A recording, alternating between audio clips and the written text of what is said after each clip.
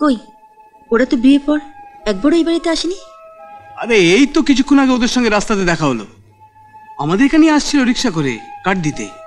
আমি বললাম কষ্ট করে কেন আবার বাড়ি অবধি যাবি, এখানেই কার্ডটা দিয়ে দে। ও তাই বুঝি? দেখি কার্ডটা কেমন করেছে। কার্ডটা কার্ডটা কোথায় রাখলাম বলো দেখি। বন্ধুকে বাঁচাতে কেন মিথ্যা কথা বলছো ঠাকুরপো? ওরা তোমার আর সব বন্ধুদের নেমন্তন্ন করলেও তোমাকে করেনি। হ্যাঁ কি বলছো তুমি? ভাস্কর আমায় নেমন্তন্ন করবে না? না করেনি।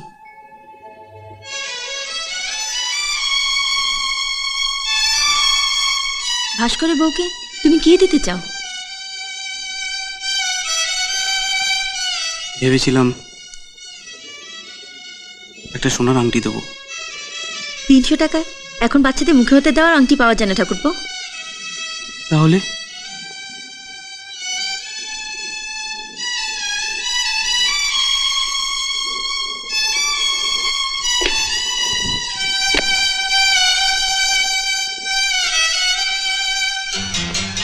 নাও এই আংটিটা ওকে দিও। এটা গত সপ্তাহে আমার বিবাহবার্ষিক ছিল, তোমার শেষদাটা আমাকে দিয়েছে। একেবারে নতুন আংটি, এখনো আঙ্গুলে পড়িনি। দেখো আংটিটা খুব সুন্দর না? না না সেজ বৌদি, তুমি এটা রেখে দাও। শেষদা জানতে পারলে খুব রাগ করবে। তোমার শেষদা জানবে কি করে? ও তো আর দেখতে আসছে না। কিন্তু কোনো কিন্তু নয়, এটা তুমি ধরো। এটা দিয়ে সবার সামনে ভাস্করের বউয়ের মুখটা একেবারে ঝামা দিয়ে ঘষে দাও। আয় আয় আয় আয়। আরে বাবা কি দারুণ লাগছে তোকে। কাউকে খুঁজছো দীপকদা? হ্যাঁ বিক্রমকে কোথাও দেখতে পাচ্ছি না। কোথায় আছে জানিস? বিক্রমদা আসেনি, ওকে আমরা কেউ নেমন্তন্ন করিনি। নেমন্তন্ন করিস না? আমি ভাস্করকে লোফারটার সাথে মিশতে মানা করেছি। তোমরাও যদি ভালো চাও তাহলে লোফারটার সাথে মিশো না। তুই যদি কোণে সেজে বসে না থাকতিস তাহলে এমন একটা চড় মারতাম না, ছিটকে পড়ে যেতিস।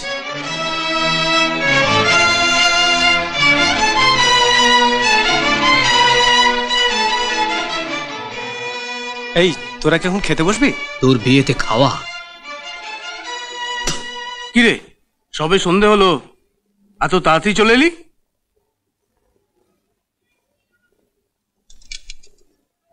তোকে যে ভাস্কর নেমন্তন্ন করেনি সেটা তুই আমাদের বলিসনি কেন?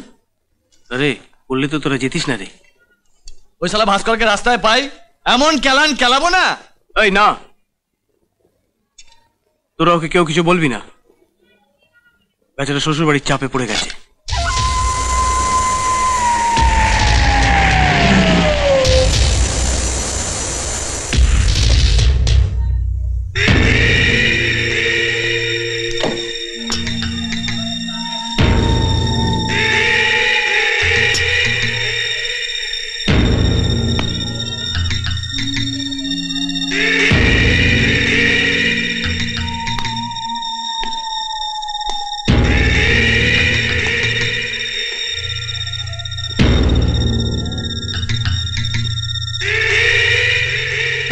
শুনলুম এক লাথি মেরে নাকি ওদের গাড়ির কাঁচটাকে তুই ভেঙে দিয়েছিস।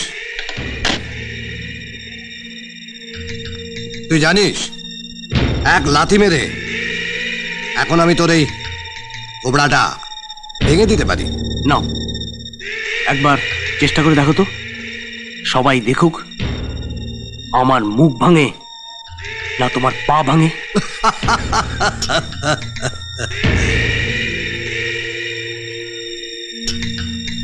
দলবল নিয়ে বসে আছিস বলে গরম দেখাচ্ছিস নাকি? এই রাজু, দীপক, আমার দিব্যি রইল, তোরা এখান থেকে এক চুলও নড়বি না। নাও তোমার সুবিধার জন্য আমি মুখটাকে এগিয়ে দিলাম। লাথি মারো, মার মার না।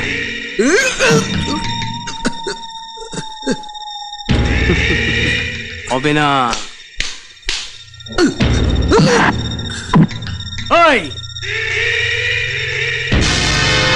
তোরা কেউ আসবি না।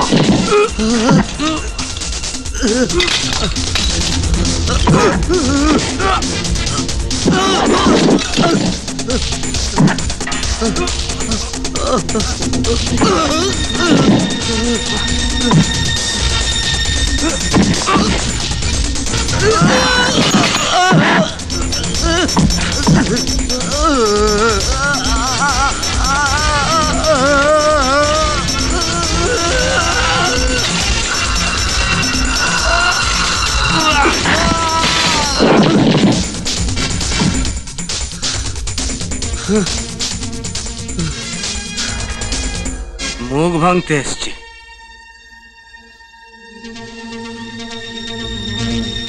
দিবক, রাজু, এটাকে নিয়ে যা তো, গাড়ির কাছে নিয়ে যা।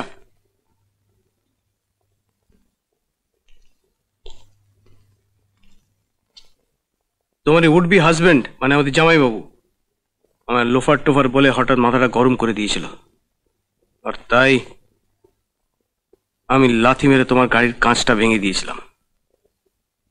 I am sorry. ওই থানার বড়বাবু জামাইবাবুর কাছ থেকে টাকা নিয়ে এই শার্টটা আমায় কিনে দিয়েছে। কেমন লাগছে শার্টটা? বেশ স্মার্ট না?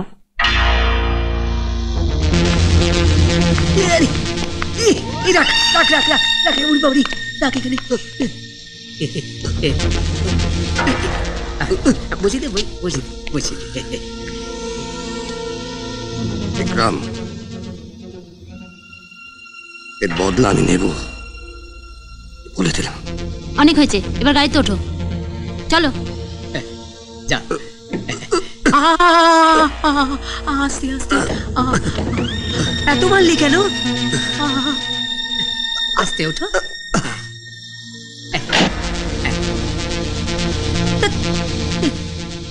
কি কি যে করিস না তুই একদম।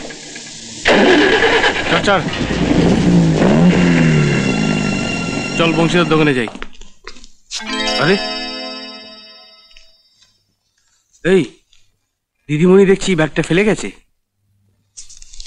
ওরে বাবা, এ তো অনেক টাকা রে। কি করবি? চল চল গিয়ে আসি। চল চল চল তো। কোথায় কোথায় গিয়েছিলে আবার মনে করার চেষ্টা করো। গিয়েছিলাম তো অনেক জায়গায়, কিন্তু কিন্তু ব্যাগটা যে কোথায় ফেললাম। বলছো তো 1,500 টাকা ছিল ব্যাগে, কেউ পেলে কি আর ফেরত দেবে? দিদিমণি, দিদিমণি, যে ছেলেটা আপনার গাড়ির কাঁচ ভেঙেছিল না, সেই ছেলেটা আপনার সঙ্গে দেখা করতে এসেছে। হ্যাঁ, হ্যাঁ। ওই লোফারটা আবার এখানে কি চায়? বলে দাও, দেখা হবে না। দেখি না কি বলতে এসছে, যাও গিয়ে ডেকে নিয়ে এসো। ঠিক আছে। এই তোমার বড় বাজে স্বভাব। নন্দদাকে বাড়িতে ঢোকাবে না বলে মাঝপথে গাড়ি থেকে নামিয়ে দিলে, অথচ একটা লোফার কেনে বাড়িতে ঢোকাচ্ছ। তোমার নন্দদার থেকেও অনেক ভালো। যে তোর গাড়ির কাঁচ ভেঙে দিল। ওভাবে কাজ ভাঙাটাও ক্ষমতার দরকার বাবা। আরো নন্দদাকে ও যেভাবে পিটলো, আমি তো হা হয়ে গিয়েছিলাম।